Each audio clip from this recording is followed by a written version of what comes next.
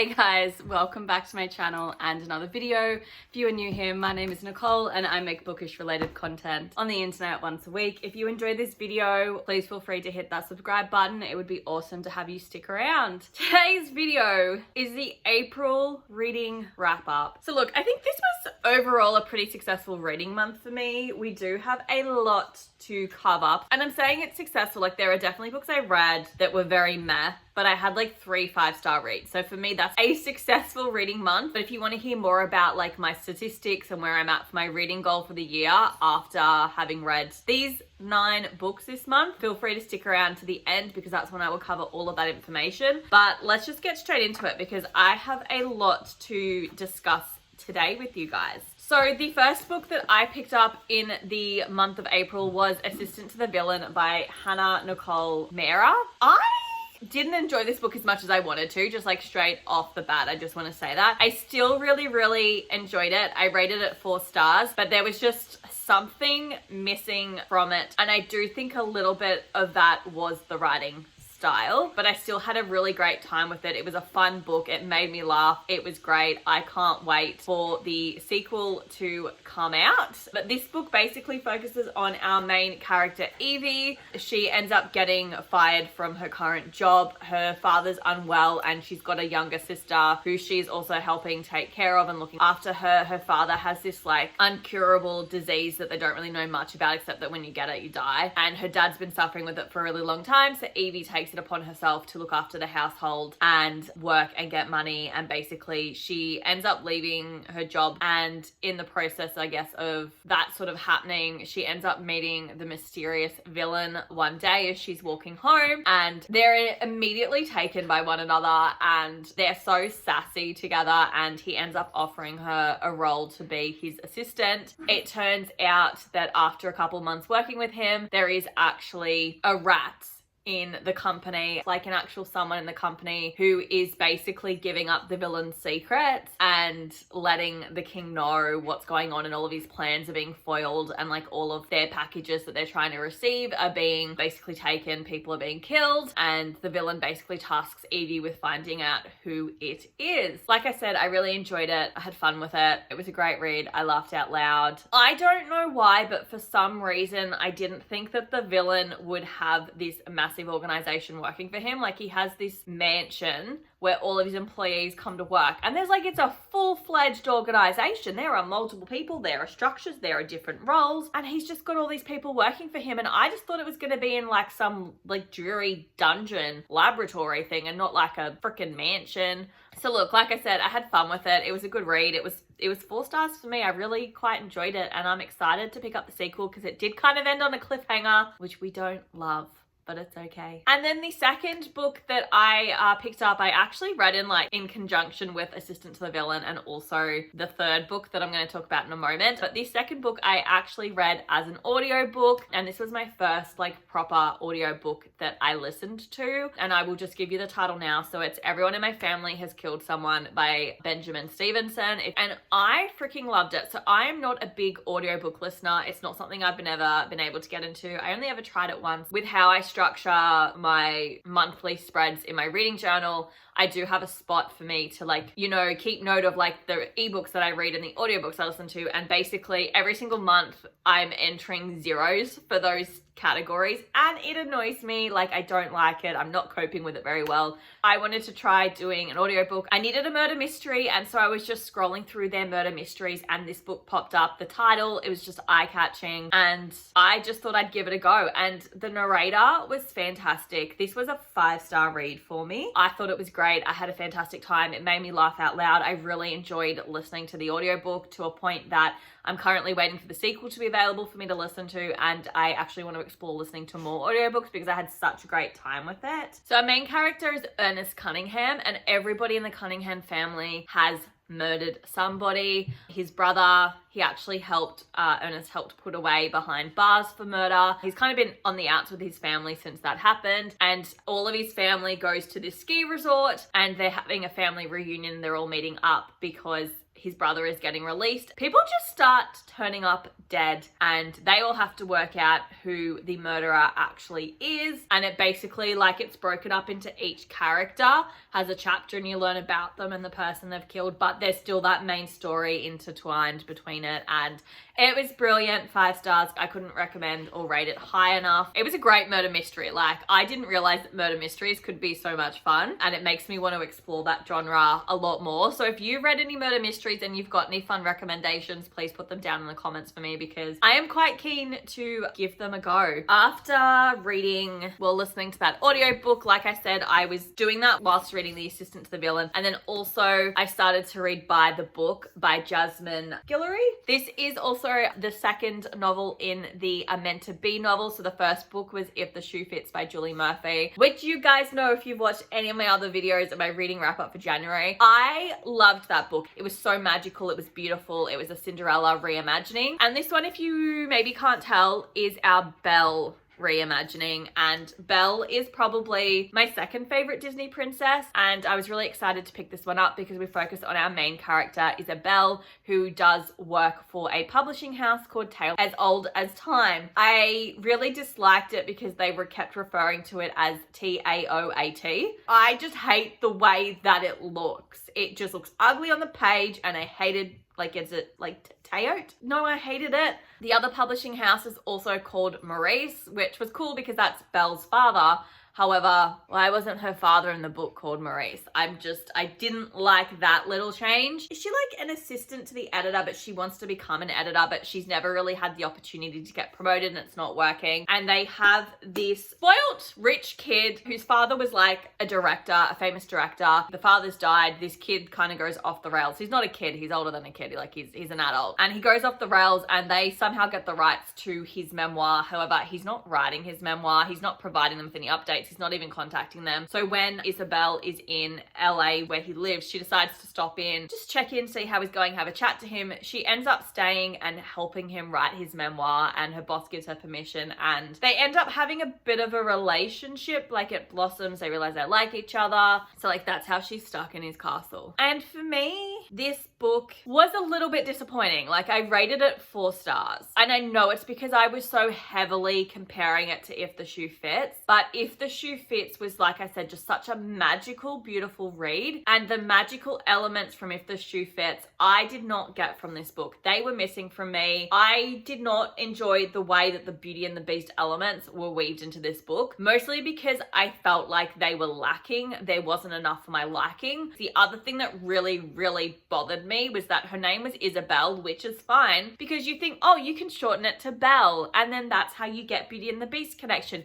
No, she went by Izzy. You had one freaking job, and that was to have her be called Belle, and you called her Izzy, and that immediately like put me off this book. I was like, no, because at least in If the Shoe Fits, she was called Cindy, and it was close to Cinderella, and I was there for it. But if you're gonna call her Isabelle, have her nickname be Belle. Like, for me, we missed the mark. But there was no other characters. Like, we had something else called Lumiere, which was like a brand of tea, but there was nothing about Cogsworth or Mrs. Potts. I think there was a chipped cup, but it was like nothing to the story. There was nothing like else to do with Beauty and the Beast, except that he calls himself a monster sometimes. And that's my biggest complaint, was there wasn't enough Beauty and the Beast references in this for me. I feel like I probably would have liked it more had I read it before If the Shoe Fits, just because that one for me was so magical that I expected that with this one and I didn't get it. So that was a letdown and a bit of a disappointment for me. So that's why it was 4 stars. Like, it was still a good book, but it just didn't have what I was expecting it to have. I did like in this one how we had the memoir writing. I thought that was really well done, and I enjoyed that aspect of it, but like the Beauty and the Beast aspects not being there and it not being magical just let things down for me. And then the 4th book I picked up was Prodigy by Mary Lou, which is the 2nd book in the Legend trilogy. This is also one of the books that I want to read in 2024, and also one of the book series that I want to read in 2024. This book, just to start off with, I rated 3 stars. This is just a 3-star book series for me, but this one just continues on the story for Legend. We're on the run from the Republic. We've escaped with Dave from his execution, and we're heading to the Patriots, who are the people that are fighting with the Republic, and they have a plan to assassinate the Elector, and they want June to carry it out, so they send it back into the Republic. And then we just find out how dodgy the Republic and the Patriots both are. I enjoyed it more than Legend, but like by minuscule. It's still like a 3-star read for me. Like, I have nothing to say about it. Like, I don't really care for the characters or the plotline or the story. Like, I just think this has been done. And I've read a lot of these novels and I've read better ones. There's nothing I can really say about this except that it was okay and I rated it 3 stars, and I don't have a lot to say about it except that I'm just reading it to get it off my TBR. I have nothing to say about it, and look, I am sorry about that. And then the 5th book that I picked up is the 3rd novel in the A Meant to Be series, and that is Kiss the Girl by Zoraida Cordova. So this is the 3rd published book in the A Meant to Be novel series. This one was everything By the Book wasn't. So like, after I finished By the Book, I was really hesitant to pick this one up because I was worried that all the magic was in If the Shoe Fits and it wasn't going to be in any of the other books in this series. So yeah, I was hesitant to pick this one up. And I'm just going to say straight off the bat, this was my second 5-star read for the month. I loved it. This one had the magic. This one had the Little Mermaid references. This gave me what I wanted and made me feel like I wasn't crazy. So this one focuses on Ariel Del Mar, and her 7 sisters are a famous band called the Siren 7, and they are run by their father, who is the head of Atlantica Records. Obviously this is about the Little Mermaid, sorry, I forgot to say that. And basically her entire life, her and her sisters have been in the spotlight since basically Ariel was 10, and they started out on this show called The Little Mermaid, so they acted, and then essentially dad turned them into a major pop act. She's now like 25 or something like that, and they finally got their dad to agree that after their world tour, they were going to end and take a year's break so that the girls could go and do whatever they wanted. Her dad agreed to it, but then has also arranged a deal that for Ariel is going to go solo, and she's so pissed because she didn't want to do it. But she says to her dad, I will put out this album if you agree to let my sisters have this 1 year to themselves. And dad's like, yeah, sure. She ends up not going through with the deal, and dad cuts her off, and she's like, okay, fine, like, see ya. Because the night before, she actually met Eric and they spent the whole night together. Eric is also a musician of an basically up-and-coming band who are going on tour. A merch guy ends up ditching out on the tour and he like offers it to her.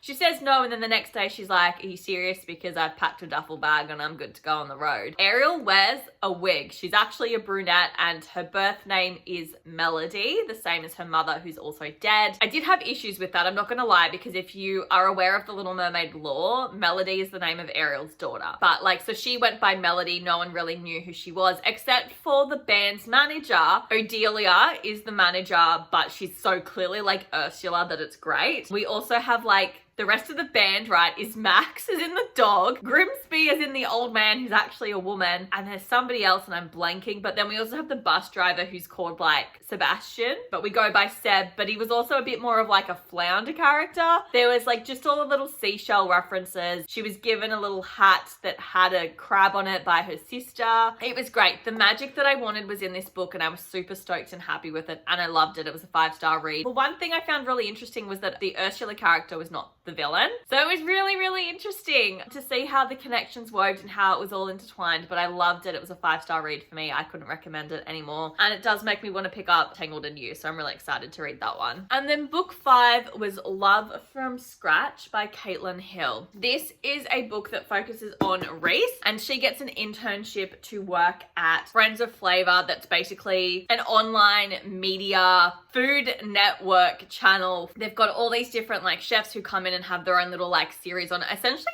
their YouTube channel. Reese comes in to be, she wants to work on this show. She loves it. They actually have like a culinary internship which she wants to get, but it's not available for the next summer. So in the meantime, she decides to do the marketing internship to try and get her an in to the company so that she can apply for the culinary internship. There is also another culinary intern named Benny. And basically what happens is that this Friends of Flavor person was supposed to be filming their next video. However, they have to fly out somewhere else to film another video with someone else, and it's been something they've been waiting to do, and they've just been waiting for this other person to give the green light to come out and do it. Reese's boss just goes, get the interns to do it, call it mature hours or something to do with that, and have them cook. If it's a dud, oh well, it's one video, it's fine, we'll just deal with it. They end up filming that video, and that video goes viral. Everyone's obsessed with them, they're shipping them. Reese and Benny basically agree to continue on doing this series, which then also they find out that both of them want to compete for the culinary internship. So then they turn it into a challenge, and then they bring in the other friends of flavors to be guest surprise judges, and they pick whose one they like best. And Reese is hesitant to participate because when she was in high school, she dated a guy who then they broke up, and he basically made out that she was a skank and put all these lies out there. And she's just basically really effed up from that and reads all the comments that people are making to her. Benny and her end up sort of dating, and everyone wants to know if they're together. I rated it 3 stars. I didn't enjoy it as much as I was hoping to. The writing style was okay, but I just didn't really like Reese as a character. And it was mostly just because as a 31-year-old,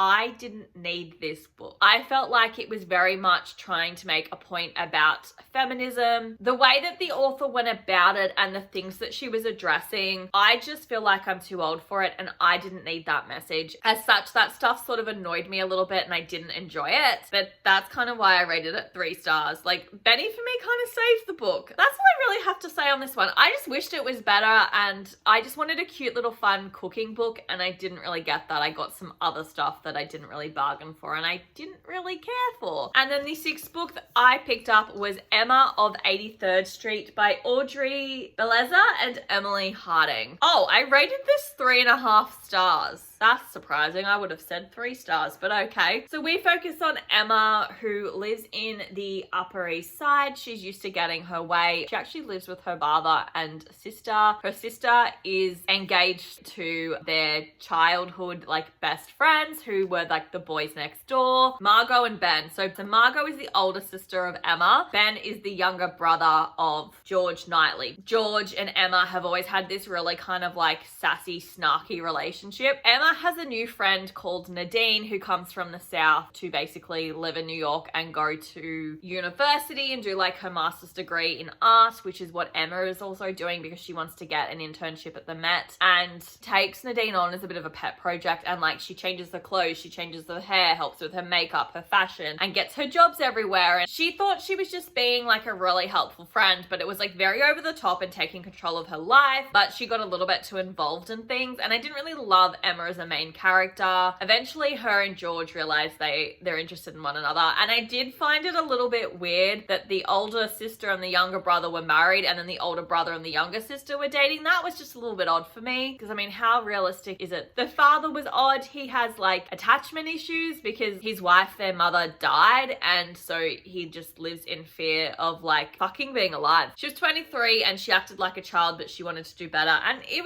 was okay. Like, I rated it 3.5 stars. I'm kind of thinking I rated it a little bit too high. I'm glad I read it, but like, I don't think I would necessarily pick up anything else by theirs because I don't like the rich little girl trope. And then book 8 is probably the one that I enjoyed the most, and this is gonna come as no surprise to anyone that's been here for a while, but that book was Funny Story by Emily Henry. Yes, I did manage to pick it up. I had so much fun with this book. This is probably my 2nd favorite Emily Henry novel. I was a little bit hesitant to pick this one up just because I didn't really enjoy Happy Place. And I was just a little bit worried that maybe Emily Henry and I were having a little bit of a disconnect. And I'm so pleased that that was not the case because I flew through this. I loved it. I thought it was brilliant. 5-star read. It was my 3rd and final 5-star read for the month, and it was fantastic. So we do focus on Daphne and also Miles. Daphne is engaged to Peter. The night of his bucks night, he comes home and he's like,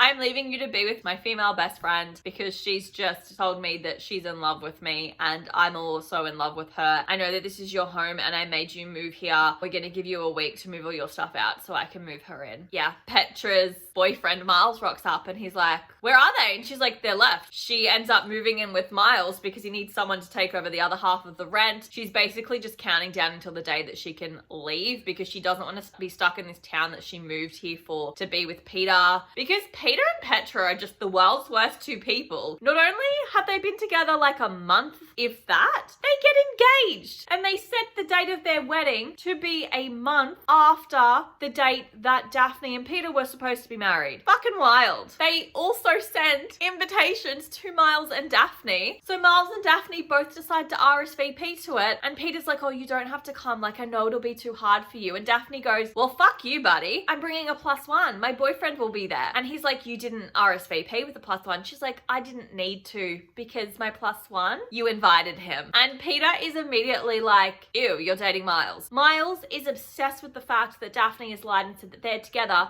because it pisses off both Peter and Petra, and they're like, you know what, you guys have heard us, fuck you, we're gonna do this. So they pretend to fake date, and it was great. I loved it. I had the best time, but I did sort of guess what I thought would happen towards the end, and I was right, and I'm glad. I love Daphne and Miles. I thought they were great. The writing in this book is so effortless, and Emily Henry is just, her writing gels so well with my brain. I had the best time with it, and everyone should read this. It was a 5 stars. It was amazing. And then the 9th and final book that I read in April was Looking Out for Love by Sophia Money-Coutts. I will be honest with this, you guys. When I started reading this, I read 2 chapters and I went, I hate the main character. And then I went and bought Funny Story and I read that over this one. I want you guys to know I read it. I read the whole thing. I didn't skim read it. I rated it 3 stars. I didn't really like it. The main character, Stella, was a goddamn fucking nightmare. She was awful. She was also stupid. She wasn't a spoilt brat, but she was very spoiled and has no awareness that there are other people in the world that exist with problems. She is so obsessed with love, it's a little alarming and disturbing. Everything I said in my April TBR about this book, I just kind of feel like I agree with those thoughts I had then. They're still here now. I will say I was pleasantly surprised that the affair hunter was not a man. She was like some grey-haired woman. Completely blew my mind. She was chaotic. It was fucking fantastic. Stella basically gets cut off by her father because her current boyfriend has broken up with her. So she's got to go and get herself a new job, and she ends up running into the affair hunter and becomes her assistant, and she loves it and she enjoys it. She ends up taking herself to the bar one night, and in walks the most beautiful man she's ever met her entire life, Fitz. I did not like this bloke from the second he entered the picture. He was a dodgy motherfucker. I wasn't wrong, and I kind of guessed what I thought was actually going on with him. I was 99% correct, and I will take that win. It was obvious that he was doing the dodgy and he was lying to her because he couldn't even remember the things he told her. That's what I mean by she's stupid. Like, she was just so blinded by the idea that he was in love with her that she was like, this is fantastic. But he never had time with her and everything was always on his schedule. I didn't like that. Didn't like him. Glad it didn't work out. And then we also had her best friend Billy, who ends up being diagnosed with cervical cancer. I didn't love that they did that, mostly because I felt like the best friend had cancer was just a plot device so that Stella would have to spend more time with a doctor named Sam. And they had a lot of run-ins. I just didn't like the way it was executed, and I was like, oh yeah, you're literally setting her up with Sam. And so that was part of the reason why I rated it 3 stars. I just decided that I just should not be picking up any more books by this author because they're just not for me. Okay, so they are all of the 9 books that I have read in the month of April. So let's like quickly go through my stats. So like I said, we had 9 books that we read. I ticked off 1 book on the 24 books that I want to read in 2024, and that was Prodigy. That does mean that I have read 12 books of the 24 books I want to read in 2024, so we are halfway through it. I also only read 1 book in the book series that I want to read in 2024, which was once again Prodigy. We have read 2/3 of the Legend series. I've completely read the Little Bridge Island trilogy, and I've read 2 of the 5 books in the Heroes of Olympus, and we've not started the following 3 trilogies, which is Crown of Feathers, Slammed, and also The Young Elites. We have read 36 books this year, and my reading goal is 60, and then my goal I would prefer to reach is 90. I only purchased 1 book this month. I've done that wrong. I've put down that I read 9 books this month, which I did. However, one of them was an audiobook, and I've taken it off my totals, and I've said that I started April with 115 books. I'm ending it on 107, but it's actually 108. So I'll need to fix that up on stuff, but that's all good. I read 28 days out of the month. Okay, so in my Taylor Swift Eras Reading Challenge, I did manage to read a book set in New York City for the 1989 prompt, which was Emma of 83rd Street. And then I have also marked off the Lover Challenge, because the prompt was a book with a pink cover, which is this one here, Looking Out for Love. I haven't stuck it in yet, but we've basically read Debut, Fearless, 1989, and Lover, which means we have to read a prompt for Speak Now, Red, Rep, Folklore, Evermore, and Midnights. And then in my Speak Now Taylor's version reading challenge, we did tick off some. So we ticked off the Mean song, and the prompt for Mean was a book with a mean antagonist. And I went by the book because Bo's meant to be mean. I then also ticked off The Story of Us, which is a book that features an awkward encounter with a character's ex. I did Funny Story because there's so many awkward encounters between Daphne and Peter. I then also ticked off Enchanted, which was a crush at the first sight / meet cute, and that was Kiss the Girl because Eric and Ariel meeting was freaking adorable and I died. I also ticked off the Haunted book, and that prompt was a book that ends on a cliffhanger, and I did Assistant to the Villain. And then the final song that I ticked off was When Emma Falls in Love, which was an unputdownable novel, and I went with Everyone in My Family Has Killed Someone. And that is it. That is the statistics for April. I hope you guys enjoyed this video. I think I'm in a really good spot for May. I'm excited to see if I can get my TBR to under 100 books. I know I'm not going to because I'm sitting at 107/108, but that's where we're sitting. Let's cut this video short because it's a bloody long one. I hope you guys enjoyed this video, and I will see you next week for another one. Bye.